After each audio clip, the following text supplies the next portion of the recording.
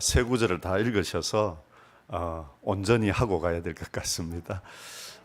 오늘 이 자리에 서게 되어서 감사하고, 우리 노지한 목사님은 기도의 목사님, 기도하시는 목사님, 늘 제가 가까이 뵐 때마다 그런 생각이 들었고, 그래서 참 좋으신 목사님과 함께 또 좋은 교회에서 하나님의 말씀을 따라 순종하고 하나님의 일을 감당하는 모든 분들을 축복하고 사랑합니다.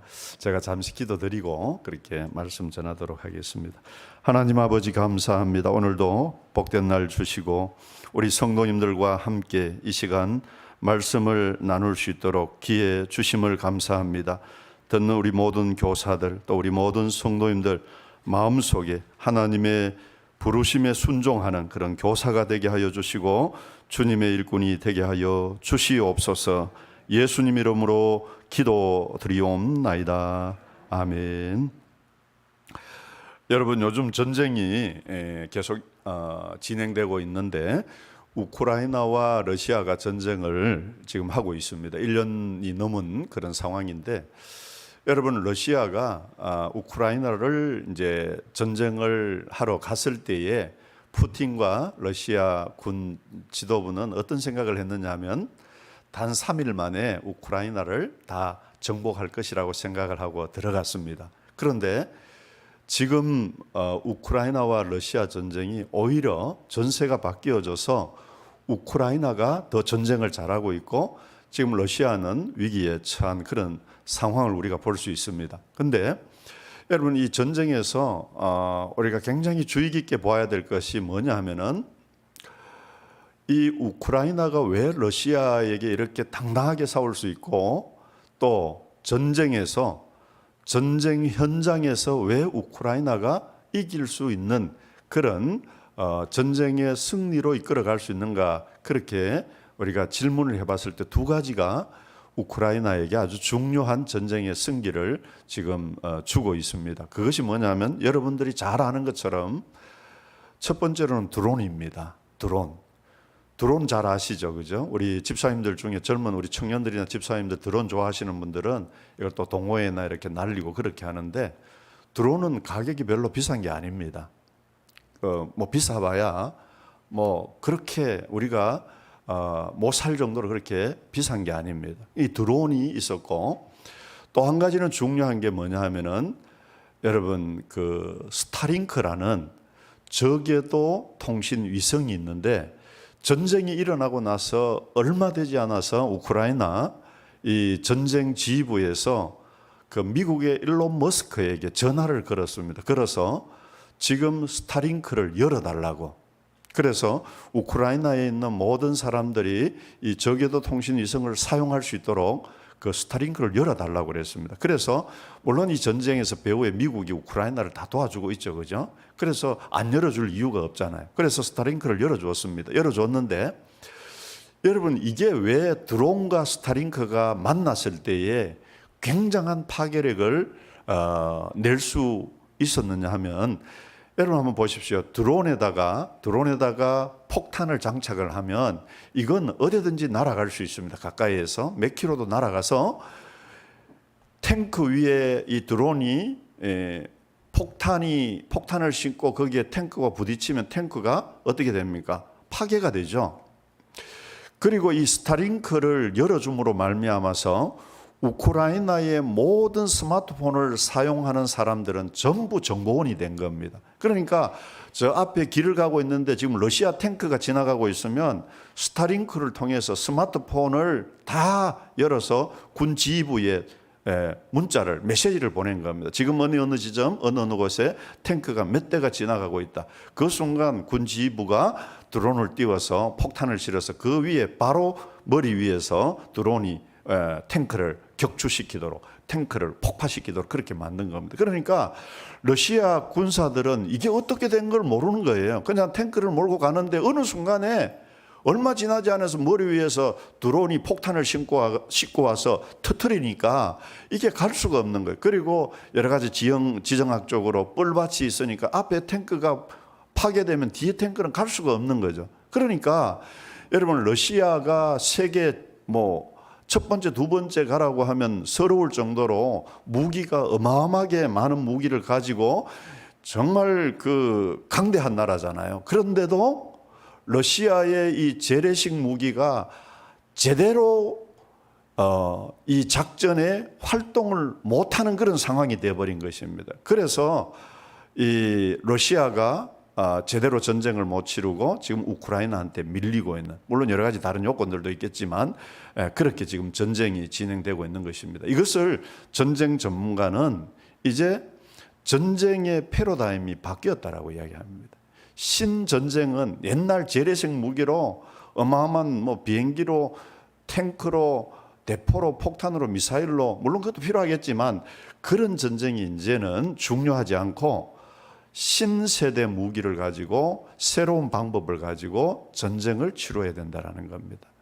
그러니까 여러분 보세요. 드론의 가격이 얼마 하지 않아요. 그런데 스타링크는 뭐 통신위성은 열어주면 되니까 모든 국민이 정보원이 되어서 전쟁을 함께 치르는 그런 전쟁의 시대가 된 것입니다. 여러분, 오늘날 교회 교육도 마찬가지입니다. 교회 학교도, 우리 교회도 여러분 코로나 이전에 그런 사고를 가지고 교육에 접근하지 않았으면 좋겠습니다. 교회들이 이제 코로나 이후에 좀 새로운 방법으로 교회 학교에 교육에 접근을 해야만 이 시대에 하나님께서 세우시는 그런 교회, 하나님께서 일하시는 아름다운 교회 현장이, 교육 현장이 될 수 있다는 것입니다. 여러분, 앞으로 전문가들은 이야기를 합니다. 7년 내에 코로나와 같은 그런 사태가 또 재발할 것이다, 그런 이야기를 합니다. 저는 전문가가 아니라서 잘 모르겠지만 의사 선생님이나 또 이런 바이러스 전문가들이나 이런 또 가장 이제 발빠른 사람들이 미국의 제약회사, 큰 대제약회사들이 벌써 그런 걸 예측하고 있습니다. 그래서 미리 이런 뭐 화이자라든지 뭐 이름은 잘 모르겠습니다. 그런 대기업들이 또다시 코로나와 같은 바이러스가 전 세계에 퍼질 것을 대비하고 약을 만들고 있고 회사를 경영하려고 지금 회사의 책임자들은 그렇게 방향을 바라보고 있는 것입니다. 그러면 여러분, 다시 코로나가 오면 우리 교회가 어떻게 해야 할 것입니까?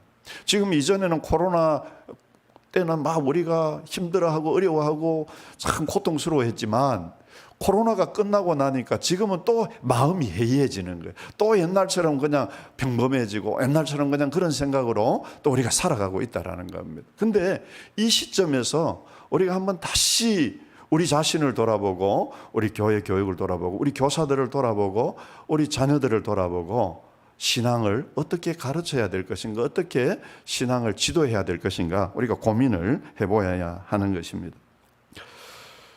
여러분, 론 헌터라는 이분이 D6 DNA라는 책을 쓰셨습니다. 그 책에 보면은 이런 이야기를 합니다. 168분의 1이라는 숫자를 한 챕터의 2장에 기록을 하고 있습니다. 여러분, 168분의 1이 뭘까요? 168이라는 것은 여러분들 우리 목사님을 통해서 많이 들어서 잘 알 겁니다. 그리고 DNA 책을 읽어서 잘 알 겁니다. 168은 일주일 7일간 하루 24시간 7일을 다 합하면 168시간이 됩니다. 그런데 그 위에 1은 뭡니까? 주일날 우리 자녀들이 교회 와서 예배드리고 교육받는 시간이 1시간밖에 안 된다는 겁니다. 여러분, 일주일 168시간의 그 많은 시간 중에 단 주일날 와서 1시간, 그것도 여러분 제대로 예배 드립니까? 저도 초등부 교육자하고 고등부 교육자 할 때는 그냥 부모님 따라서 아이들이 오잖아요. 고등부 아이들 100명 앉아 있는데 예배 인도하면 저 뒤에는 아이들 뭐 하고 있는지 아십니까? 노트표 넣고 단어장, 영어 단어장, 단어 공부하고 있어요. 예배 드리고 있는데 목사님 지금 설교하고 있는데 저 뒤에 앉아서 단어장, 영어 단어 외우고 있는 거예요. 그리고 30분 예배 드리고 또 주일학교 교사 선생님들은 제대로 준비를 합니까? 집에서 그냥 뭐가 그렇게 바쁜지 일주일 내도록 바쁘게 지내다가 주일날 아침에 공과책 잠깐 펴서 새벽에 잠깐 한 몇십 분 보고 그 다음에 주일날 와서 공과 지도하는데 15분, 길어봐야 20분, 대부분 10분, 15분 하면 공과 지도 끝나면 애들이 앉아있지를 않는 거예요. 그러니까 꿈틀꿈틀 거리니까 교사도 불안하고 자기도 준비가 안 됐고 자신감도 없고 그러니까 15분 성경 분방 공부하고 보낸단 말이죠. 그렇게 간 아이들이 어떻게 이 세상에서, 학교에서, 학원에서, 이 험한 세상에서 믿음으로, 신앙으로 승리할 수 있겠느냐라는 것이죠. 지금 여러분 아이들 가면요, 경신고등학교 옆에 가면은 거기 아파트를 얻어놓고요, 뭐 돈 많은 아빠 엄마들이겠죠. 의사 선생님이나 뭐 검사 변호사들인지 모르겠습니다만 거기 아파트 얻어놓고 새벽 1시 2시까지요 자율학습하고 밤에 10시 11시 대가 왔는데도 거기서 영어 수학 또 특별한 선생님을 모셔놓고 거기서 공부를 시킵니다. 새벽 1시 2시까지. 그렇게 일주일을 시키는데요, 걔네들이 영어 수학을 잘할까요 못할까요? 잘합니다. 그렇게 공부시키는데 못할 게 뭐가 있습니까? 그런데 그런 애들 데리고 뉴욕 강에 가면 영어 회화 한마디도 못 합니다. 시험은 잘 쳐요. 일주일에 그렇게 공부를 하니까 하루에 2시간씩 더 공부하니까 영어 수학을 잘합니다. 그래도 영어 수학 시험 치면 만점을 못 받고요, 영어 회화 미국 가면은 영어로 소통을 잘 못하고 그렇습니다. 그렇게 공부를 시키는데도. 그런데 여러분, 우리 자녀들을 일주일에 1시간, 주일날 오전에 40분 예배드리고 공부 15분 시켜가지고 이 아이들이 이 세상에 영어 수학보다도 더 시간도 할애해 주지 않고 이 아이들 1시간 예배드리는 것도 제대로 못 시키는 이 아이들이 어떻게 세상에 나가서 믿음으로 살고 신앙으로 살고 예수님을 위해서 살고 하나님 영광을 위하여 살고 문제가 있으면 무릎 꿇고 기도하면서 하나님을 부르짖는 그런 아들, 딸들로 키울 수 있겠느냐라는 것이죠. 불가능하다는 거죠. 그래서 로논타가 168분의 1, 이 시간은 우리가 절대적으로 불가능하다. 그래서 50년 전에 미국 교회 주일학교가 다 망한 것이다. 물론 여러 가지 원인들도 있지만, 그래서 로논타가 저희들 만나서 이야기하는 거, 한국 교회는 우리 미국 교회 주일학교를 따라오지 말라는 겁니다. 왜 한국 교회가 미국 교회, 망한 미국 교회 주일학교를 따라오려고 하느냐? 그래서 40년, 50년 전에 로논트 중심으로 일어났던 그 운동이 오늘 우리가 하고자 하는 그런 운동입니다. 여러분, 핵심 구절이 뭡니까? 오늘 우리 권사님이 대독하신 그 말씀입니다. 신명기 6장 4절에서 5절 말씀입니다. 4절에서 9절 말씀은 쉐마 말씀이죠. 들으라 이스라엘아, 쉐마 말씀인데 여러분 한번 보십시오. 4절에 이스라엘아 들으라, 우리 하나님 여호와는 오직 유일한 여호와이시니 너는 마음을 다하고 뜻을 다하고 힘을 다하여 내 하나님 여호와를 사랑하라 라고 말씀하셨습니다. 하나님께서 이스라엘 백성들을 향하여 이스라엘아 들으라, 들으라 이스라엘아, 이스라엘 백성들을 향하여 들으라 이스라엘아 말씀하신 것입니다.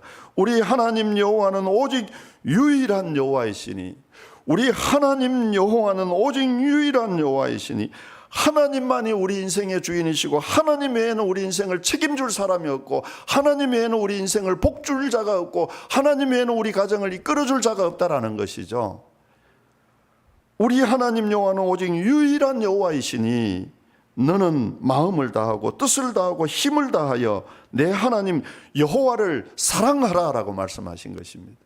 여러분, 이 5절 말씀 앞에 이 단어를 붙여야 됩니다. 너는 모든 마음을 다하고 모든 뜻을 다하고 모든 힘을 다하여 내 하나님 여호와를 사랑하라는 겁니다.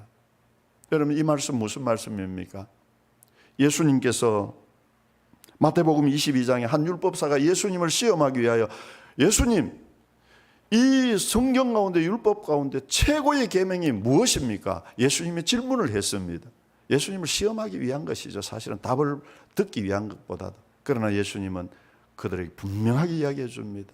이 신명기 6장 5절 말씀을 인용해서 가장 중요한 첫 번째 계명이 무엇이냐?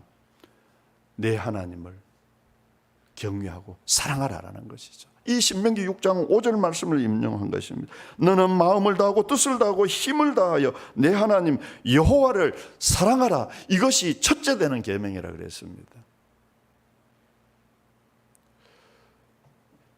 여러분, 우리 성도님들, 우리 장로님들 너무 염려하지 마세요. 우리 자녀들, 우리 아들, 딸들 신앙이 좀 없는 애들도 있고요. 아들들 중에서는 참 우리가 바라고 원했지만, 바르게 살기를 원하지만 술 먹고 들어오고 술에 취해서 들어오고 교회도 잘 안 나오고 그런 아들이 있을 수 있습니다. 근데 너무 걱정하지 마세요. 근데 여러분, 이 아들의 마음속에 하나님을 사랑하는 생명이 그 안에 있으면요, 아무리 술 먹고 교회 안 나오고 지금은 놀아도요, 언젠가는 하나님께 나옵니다. 언젠가는 하나님께 돌아옵니다. 왜 그렇습니까? 그 심령 속에, 마음 속에 생명이 있기 때문에, 하나님을 사랑하는 생명이 있기 때문에 그렇습니다. 그런데 아무리 공부 열심히 하고 착해도요, 그 속에 하나님에 대한 생명의 씨앗이 없으면 하나님을 진정으로 예배하지 못합니다. 그러니까 우리 장로님들, 우리 권사님들, 우리 성도님들, 자녀들 술 먹고 농땡이 피우면 너무 걱정하지 마세요. 그 아이들 속에 생명의 씨앗이 있는가, 그걸 보세요. 이 아이가 어릴 때부터 주일학교 나가면서 예배드리고 기도하고 그거 했던 모습이 있잖아요. 그 생명의 씨앗이, 하나님을 사랑하는 생명의 씨앗이 있으면 대학생이 되고 청년이 되고 30대 직장 되어서 하나님을 떠나도요, 술 먹고 예배 잘 안 드려도요, 그런데 그 가슴 속에 하나님을 사랑하는 생명의 씨앗이 있으면요, 술 먹다가도요 속으로 문득문득 생각합니다. 하나님, 우리 하나님 아버지, 내가 하나님 사랑하는데, 하나님 내 아버지신데, 하나님 우리 주인이신데, 그 마음이, 생각이 머리에 든다는 거죠. 그래서 그 생명이 있으면 아버지가 나오라 안 그래도, 어머니가 나오라 안 그래도, 형님이 나오라 안 그래도 언젠가는 하나님 앞에 두 손 들고 믿음으로 나오는 것입니다. 그것이 하나님의 생명인 거예요. 그래서 가장 중요한 것이, 이스라엘아 들으라, 우리 하나님 여호와는 오직 유일한 여호와이시니 너는 마음을 다하고 뜻을 다하고 힘을 다하여 내 하나님 여호와를 사랑하라. 우리 하나님 외에는 다른 하나님이 없다라는 겁니다. 우리 하나님 외에는 다른 유일한 여호와가 없다라는 겁니다. 오늘 여호와만이 우리 하나님이시고 우리 주인이시고 내 생명의 주인이심을 믿어야 하는 것입니다. 이것이 가장 중요한 것입니다. 하나님이 내 인생의 주인, 하나님 내 삶의 주인, 하나님이 우리 가정의 주인이시고 하나님이 내 미래의 삶의 주인이신 걸 믿으시기 바랍니다. 그 하나님이 오직 유일한 여호와 하나님이시다라는, 그 하나님이 내 주인이시다라는. 뭐 술 좀 먹고 교회 안 나오면 그 걱정하지 마세요. 하나님은 붙잡고 있으면요, 정신 번쩍 차리고 교회 나옵니다. 그리고요, 그 하나님을 사랑하라. 그 다음 뭐라고 말씀하셨습니까? 6절에 보면, 오늘 내가 내게 명하는 이 말씀을 너는 마음에 새기고. 오늘 내가 내게 명하는 이 말씀이 뭡니까? 성경 말씀이죠. 하나님 말씀이죠. 주신 하나님 말씀을 먼저 뭐라고 말씀하셨습니까? 너는 마음에 새기고라고 말씀합니다. 너가 누구입니까? 너가 누구지요? 부모님입니다. 아버지, 어머니입니다. 하나님의 말씀, 생명의 말씀, 이 성경 말씀을 누가 제일 먼저 가슴에 새겨야 하느냐? 아버지 가슴부터 먼저 새겨야 됩니다. 어머니 가슴부터 먼저 새겨야 됩니다. 우리는 자꾸 하나님 말씀을 듣고 누구에게 자꾸 새겨주려고 그럽니까?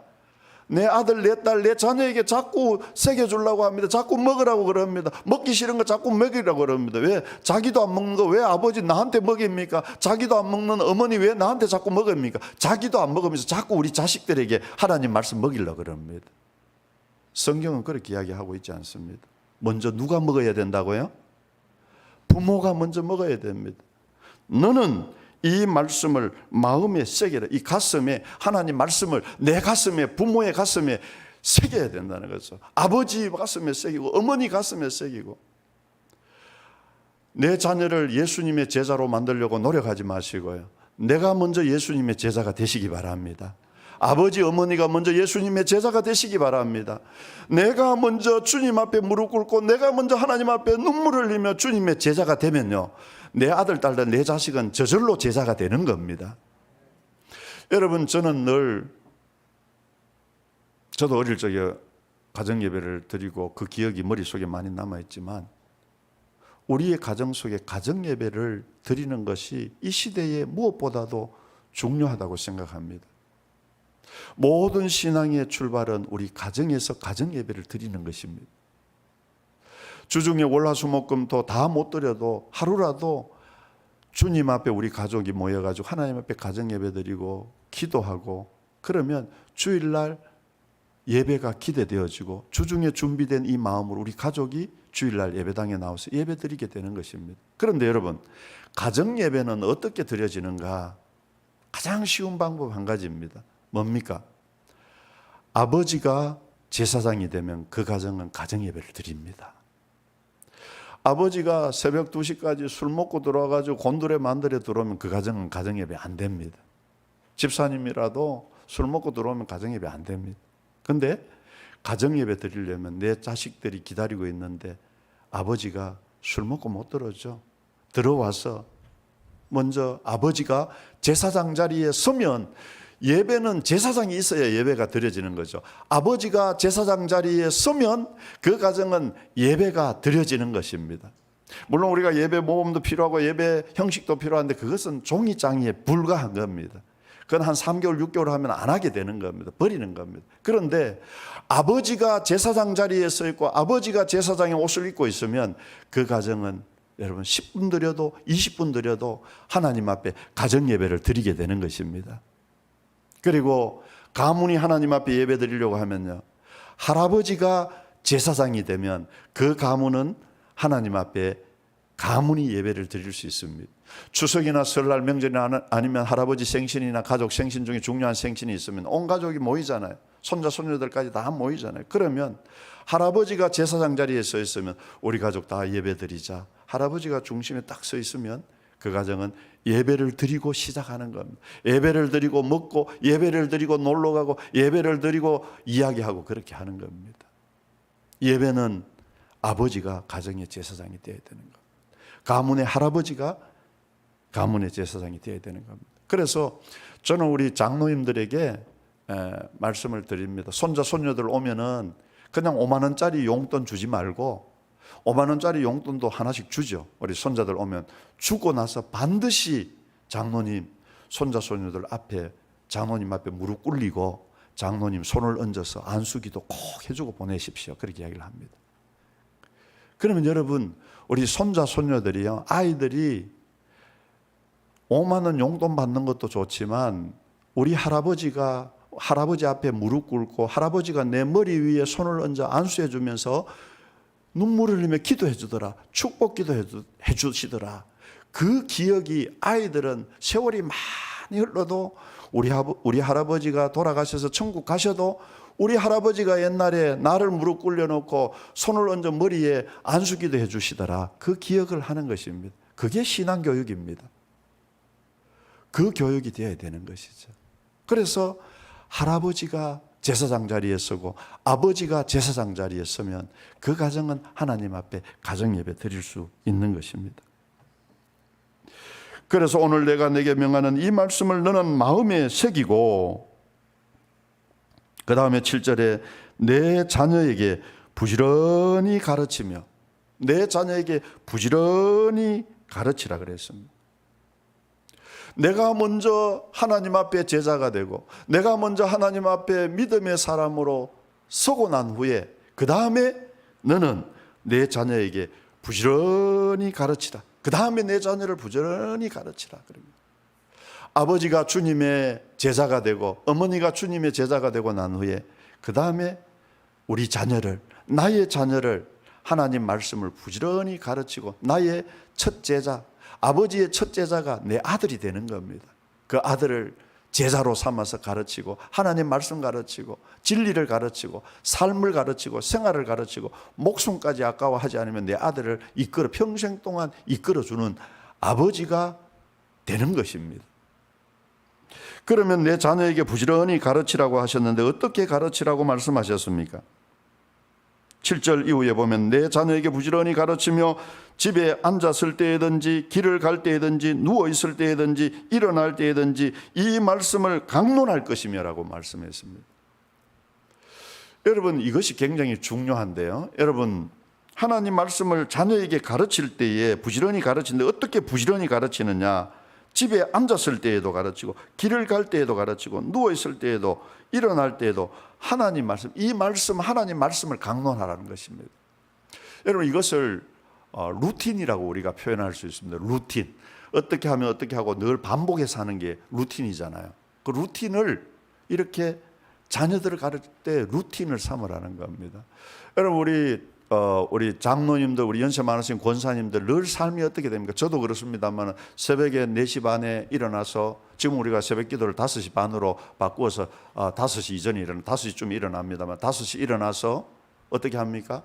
샤워하고 세수하고 양복 입고 내려가서 새벽 기도 가죠. 새벽 기도 말씀 전하고 그 다음에 새벽 기도 강단에 앉아서 기도하고 그 다음에 일어나서 와서 집에 와서 아침 먹고 또 좀 이렇게 준비해서 교회 와서 교회 목양실에서 설교 준비하고 또 여러 가지 준비하고 신방 준비하고 여러 가지 하고 오후 저녁 되면 6시 대가 퇴근을 하고 집에 와서 저녁 먹고 집에 와서 좀 쉬었다가 뭐 가족끼리 이야기를 하고 그 다음에 밤 저녁에 잠을 자고 이게 하루의 루틴입니다.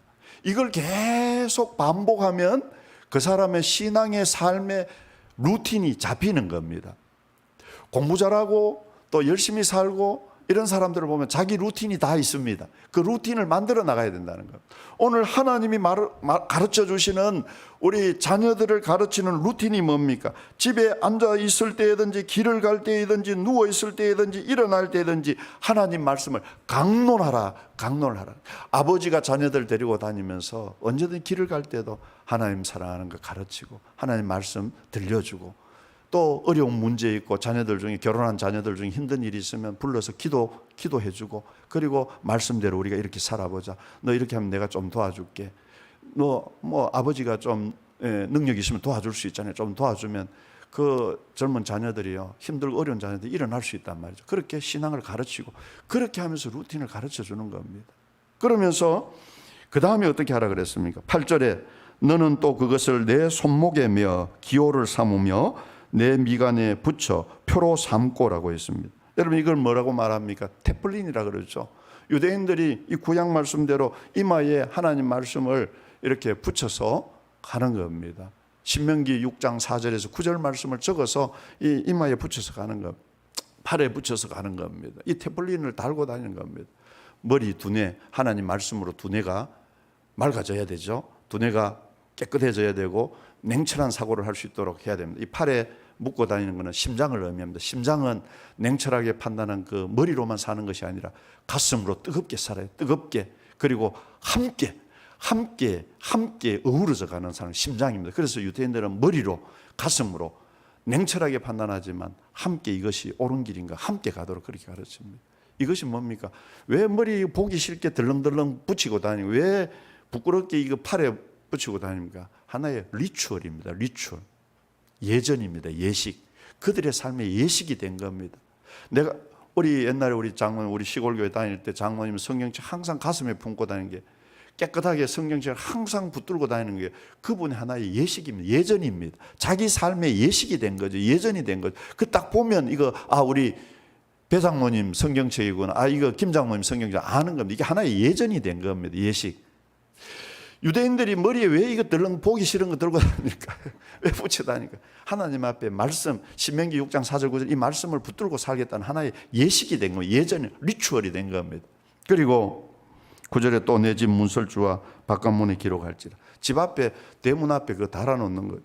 뭡니까? 이 집은 지나가는 사람들이 보면 이 집은 김 장로님 집이다. 이 집은 박 장로님 집이다. 그 대문 앞에 표가 나는 거죠. 하나님 말씀을 달아놨으니까 성경을 달아놨으니까 지나가는 사람들이 다 보고 이 집은 어느 교회 다니는 우리 장로님 집이다 하는 걸 다 아는 거죠. 그 시대의 그 동네의 문화가 돼버린 거예요. 문화가 되면요 성도님들이 같이 모여서 함께 하나님을 예배하고 함께 신앙하는 문화가 되어버리면요 어느 누구도 그걸 못 무너뜨립니다. 어느 누구도 그걸 공격해도 이겨낼 수 있는 힘이 생깁니다. 지금 이슬람 교도가 이 문화를 만들어가는 겁니다. 대구든 서울이든 자기들이 거기 모여서 집을 짓고 이슬람 문화 표식을 다 해버리는 겁니다. 하나의 그들의 공동체 문화를 만들어 나가버리는 겁니다. 하나님 말씀에 신명기 6장에 너희들은 이 말씀을 자녀들에게 부지런히 가르칠 때에 루틴과 리추얼과 컬처, 문화를 가지고 너희 아이들을 가르치라. 그냥 단순한 지식을 가지고 가르치면 끝나버립니다. 그런데 리추얼, 예전을 가르치고 문화로 만들어줘 버리면 아이들이 그걸 가지고 굉장한 힘을 발휘합니다. 여러분 유대인들의 IQ가 평균이 얼마인지 아시죠? 다 96인가 97인가 그렇습니다. 그런데 우리 한국 사람, 우리 대한민국 우리 한국 사람의 IQ가 평균이 얼마인지 알죠? 유태인들보다 훨씬 높습니다. 107인가 그렇습니다. 107인가 108인가 정확한 숫자는 모르겠는데, 그런데 왜 유대인들이 뉴욕의 3분의 1을 다 장악하고 있습니까? 자기들은 과학적으로는 몰랐지만 옛날에 하나님이 가르쳐 주신 대로 이 신명기 6장 4절 9절 말씀대로 하나님 말씀을 그들의 삶의 루틴으로 만든 겁니다. 그리고 그들의 리추얼, 여러분, 예전으로 만든 겁니다. 그리고 그들의 삶에 모든 유태인들이 모여서 하나의 문화로 만들어버린 겁니다. 그래서 유태인들은 돈을 벌고 재산을 벌면요, 손자에게 상속시켜 줍니다. 그리고 손자에게 가르칩니다. 그러면 세금도 절약하고 재산이 없어지지 않습니다. 점점 불어납니다. 그러면서 유태인들이 자기들은 몰랐어요. 그런데 하나님 말씀대로 살다 보니까 그게 그렇게 지금 과학적으로 증명되고 있는 것입니다. 하나님의 말씀을 부지런히 가르치고 그들의 삶에 매일의 삶 속에 하나님 말씀을 붙잡고 살아갈 수 있도록 지도하라라고 말씀을 하고 있는 것입니다. 여러분, 시간이 많이 늦어져서 제가 할 이야기 하다 보니까 시간이 너무 길어지는데 한두 가지만 더 말씀을 드리고 마치도록 할게요. 여러분, 교사 중에 최고 교사는 누군지 아십니까? 교사 중에 최고의 교사는 할아버지입니다. 할아버지입니다. 원로 장로님들입니다. 우리 장로님들입니다. 우리 은퇴 권사님들입니다. 우리 권사님들입니다. 여러분, 우리 한국 사회가 자꾸 은퇴 원로 장로님들 권사님들 저 뒷방 취급하고 은퇴했는데 저를 좀 관여하지 마세요 이렇게 하지만요. 근데 사실은 영적으로 보면요, 이 구약 신명기 말씀을 통해서 보면요, 가장 훌륭한 교사는 할아버지입니다. 할아버지 장로님이시고 할아버지 권사님입니다. 그래서 저는 로넌트도 그렇게 했고 저도 동감을 합니다. 이 할아버지는 비밀병기다. 우리 교회의 비밀병기다 그랬습니다. 여러분, 할아버지 할머니들 연세가 많으셔서 나이가 많아서 은퇴를 했지만요, 그 속에 수많은 경험들과 수많은 하나님과 붙잡고 실험했던 영적인 유산들과 하나님 앞에 힘들고 어려울 때 눈물을 흘리며 콧물을 흘리며 하나님 앞에 기도하며 응답받았던 그 기도의 역사들을 그 할아버지 할머니는 다 가지고 있는 겁니다. 그걸 가지고 누구에게 가르쳐 줍니까? 손자 손녀들에게 가르쳐 주는 겁니다. 손자 손녀들이 집에 놀러 오면, 벌로 놀러 오면 그냥 보지 마시고요, 우리 할아버지 할머니들이 앉아서 용돈 5만 원 주고 그다음 무릎 꿇리 놓고 반드시 안수 기도해 줘요. 하나님 이름으로 기도해 줘야 돼요. 기도해 주고 돌려보내면 이 아이들이 머릿속에 생각이 달라집니다. 할머니에 대한 생각, 할아버지에 대한 생각도 달라지고 교회에 대한 생각도 달라지고 하나님에 대한 생각도 달라지고 말씀에 대한 생각도 달라집니다. 그래서 할아버지 할머니가 교사가 되어야 되는 겁니다. 그런데 여러분, 이 할머니 할아버지는 오늘 말씀해 보면 부모라고 그렇게 통칭해서 이야기를 합니다. 여러분, 신명기 6장 1절에서 2절 말씀해 보면 이는 곧 너희 하나님 여호와께서 너희에게 가르치라고 명하신 명령과 규례와 법도라 너희가 건너가서 차지할 땅에서 행할 것이니 곧 너와 내 아들과 내 손자들이 평생에 내 하나님 여호와를 경외하며 내가 너희에게 명한 그 모든 규례와 명령을 지키게 하기 위한 것이며 또 내 나를 장구하게 하기 위한 것이라. 이스라엘아, 듣고 삼가 그것을 행하라. 그리하면 내가 복을 받고 내 조상들의 하나님 여호와께서 내게 허락하심 같이 젖과 꿀이 흐르는 땅에서 내가 크게 번성하리라. 곧 너와 내 아들과 내 손자들이, 너는 누구입니까? 할아버지 할머니입니다. 부모님입니다. 젊은 부모님, 나이 많은 부모님, 나이 차이만 있을 뿐이지 부모입니다. 너와 내 아들과 내 손자들이 평생에 내 하나님 여호와를 경외하도록 가르치라. 그래서 제일 중요한 교사가 할아버지 할머니가 제일 교사고요. 그 다음에 부모님이 제일 교사인 것입니다. 부모님이 교사가 되어서 가르칠 때에 흔들림 없는 그런 교육이 이루어지는 것입니다. 제 간증을 잠깐 드리고 말씀을 마치겠습니다. 드릴 말씀은 너무나 많은데 여러분 오후에 또 피곤한데 집에 가셔야 되잖아요. 집에 가서 감주도 먹고 수박도 먹고 드셔야 되는데, 제가 60년대 70년대는 다 힘들고 어려웠잖아요. 우리 권사님들, 우리 장로님들 다들 그때 사회에 힘드신데 저희들 60년대 70년대 다 어려웠잖아요. 제가 기억하기로는 그때 제가 아마 초등학교 들어가고 얼마 되었는지 안 되었는지 모르겠어요. 그런데 그때는 다 방들이 단칸방이고 작은 방들이잖아요. 그 70년대 중반, 초반, 중반쯤 그때 된 것 같아요. 근데 밤에 잠을 자는데 내 얼굴에 물이 자꾸 똑똑똑 떨어지는 거예요. 옛날에는 집도 뭐 험하고 단칸방이고 그렇잖아요. 제 얼굴에 물이 자꾸 똑똑똑 떨어지는 거예요. 아침 새벽에, 이런 새벽에. 그래서 물이 떨어지니까 이제 눈을 떠서 이렇게 딱 보니까 그때 이제 우리 어머님이 이제 아이들이 이렇게 쫄라오면 우리가 사형제인데 이렇게 누워 있으니까 얼굴을 붙잡고 이렇게 기도하고 있는 거예요. 어머님이 기도하면서 얼마나 이 어린 아이들을 키우는데 참 그때 저희 아버님이 이제 1950년 9월에 6.25 참전 들어가셔서 55년 7월 달에 만 5년 이제 여러 가지 작전을 행하시고 이렇게 5년 근무하고 나오셔서 이제 사회에 나오셔서 좀 이렇게 좀 여러 가지 이렇게 작전을 하는 사람들 사회 적응을 잘 못하는 그런 게 좀 있는 것 같아요. 그러니까 이제 지역 예비군 중대장 하라 그러는데 그거 말라 하나 그러면서 그거 했으면 우리가 좀 편했을 건데 그러게 좀 일찍 이제 아버님이 돌아가시고 어머님 혼자 이 사남매를 키우니까 얼마나 힘들었겠어요. 그러니까 이제 새벽마다 기도하는데 눈물이 이제 이렇게 기도하면서 흐르니까 이제 제 얼굴에 톡톡톡 떨어진 거예요. 그러면서 이제 우리 어머님이 저희들 어린 이제 사남매를 교육시키면서 어떤 말씀을 하셨느냐 하면 희망은 교회밖에 없으니까 교회 나가셔서 젊은 과부가 뭐 교회 나가서 할 게 뭐가 있습니까? 힘들게 살죠. 농사 지으면서 어렵게 사는 건데 그러면서 저희들 우리 자녀들을 키우면서 딱 두 가지를 말씀하셨습니다. 첫 번째로는 너희들이 어디를 가든지 죄 짓는 데는 앉아 있지 마라. 죄 짓는 데는 앉아 있지 마라.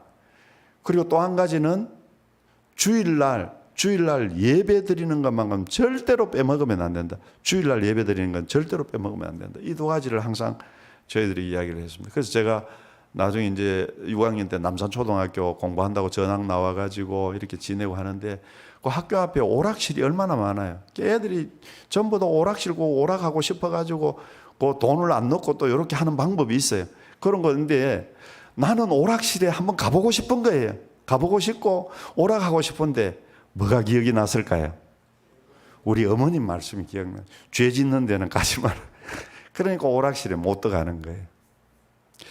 그래서 이제 쭉 세월이 흘러서 지난 날을 되돌아보면 제가 대학 졸업하고 목사가 되고 또 미국에서 공부하고 뭐 수많은 사람들을 만나고 교수님들도 만나고 학자들도 만났지만 그 사람들이 나에게 영향을 준 것은 그렇게 크지 않아요.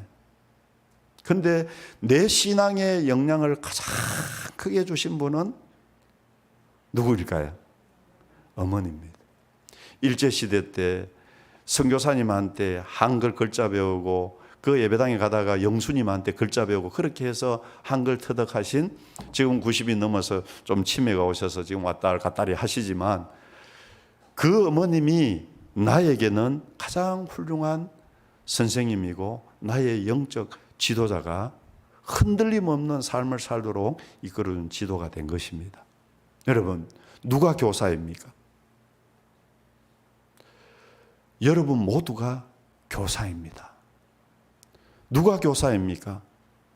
여러분 부모가 교사입니다. 아버지 어머니가 교사입니다. 물론 우리 주일학교 오면 우리 선생님들 청년 선생님들이 있고 또 우리 선생님들 많이 반사 선생님들 많이 있지만 그분도 중요하지만 가장 위대한 교사는 부모님입니다. 아버지가 교사가 되어야 되고 어머니가 교사가 되어야 되고요. 이 부모님은 누구라 그랬습니까? 할아버지 할머니 같은 말이라 그랬습니다. 할아버지가 교사가 되어야 되고 할머니가 교사가 되어야 됩니다. 여러분 우리 성도님들 내가 나이 많다고 교사 못하는 게 아닙니다. 여러분 지금도 교사에 들어가십시오. 여러분 손자들 붙들고 여러분 말씀 가르치십시오. 여러분이 경험하고 여러분 하나님으로부터 체험하고 말씀 받았던 그 말씀을 손자의 귀에 들려주는 것이 여러분 그 아이들을 살리는 것입니다. 여러분 성경학교뿐만 아니라 내년도에 교사할 때에 여러분들 엄마 아빠가 교사로 들어가셔야 됩니다. 교사로 들어가서 내 아이 내가 가르쳐야 되는 거예요. 하나님 말씀 한 구절이라도요, 내 아이들 안고 품고 할 이야기는 얼마나 많은지 모릅니다. 가정예배 드리면 아이들 책상 밑에 누워 자는 애들도 있고요. 남편한테 가정예배 드리자면 남편은 컴퓨터 앞에 앉아가 먼산 보고 있고요. 그래도 엄마가 가정예배 드리니까 나중에 남편이 내려와서 가정예배 같이 앉아 드리고요. 아들은 책상 밑에 있던 아들이 올라와서 엄마 뭐해요? 예배 드리고요. 부모님이 교사가 되어야 됩니다. 내년도에 교사하실 때 부모님이 교사의 자리로 참여하십시오. 힘든 거 없습니다. 내 아이 사랑하는 마음으로, 주님 사랑하는 마음으로, 하나님 사랑하는 마음으로 내 아이를 품고 가르치기만 하면 됩니다. 좋은 교재들도 많이 있습니다. 여러분 충분히 활용해서 할 수 있습니다. 그런 위대한 교사가 다 되시기를 바랍니다. 기도하겠습니다. 거룩하신 하나님 아버지, 오늘 제가 전한 말씀 부족한 것이 있다면, 또 실수한 것이 있다면 우리 하나님 가리워 주시고, 우리 모든 성도님들 마음에 나도 교사요, 나도 하나님 일을 감당하는 교사로 쓰임받을 수 있는 것을 잊지 말게 하여 주시옵소서. 우리 은퇴하신 장로님, 우리 은퇴하신 권사님들, 우리 원로 장로님들, 우리 할아버지 할머니가 참으로 비밀병기고 위대한 교사요, 위대한 선생님이 될 수 있음을 믿습니다. 쓰임받게 하여 주시옵소서. 예수님이로